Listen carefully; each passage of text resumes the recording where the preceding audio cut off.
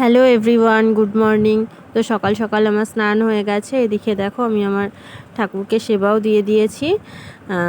চলো রান্নাবান্নার কাজে লেগে পড়ি। এদিকে দেখো বাজার চলে এসছে আর রুহি বাজারের ব্যাগ নিয়ে টানাটানি শুরু করে দিয়েছে।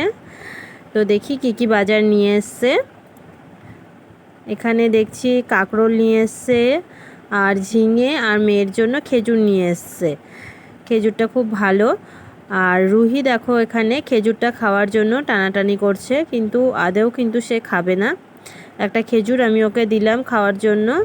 দেখো এবার কি করবে, ওটা নেবে না, ও সব প্যাকেট ধরা যেটা রয়েছে সেটা নেবে।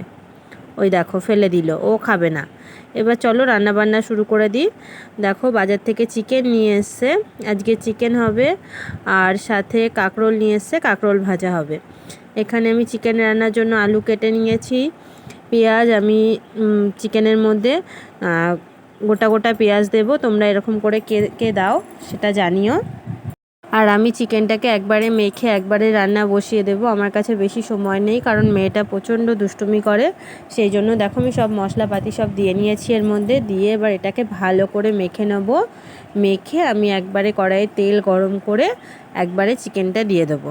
তো এটা যত ভালো করে মাখা হবে রান্নাটা কিন্তু ততই ভালো হবে।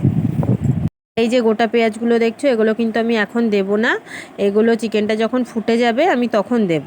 আলুটাও একই সাথে আমি মেখে নিলাম। আগেই বললাম আমি একবারে মেখে রান্না করব, কোনো কিছু ভাজাভাজি বা কষানো করব না।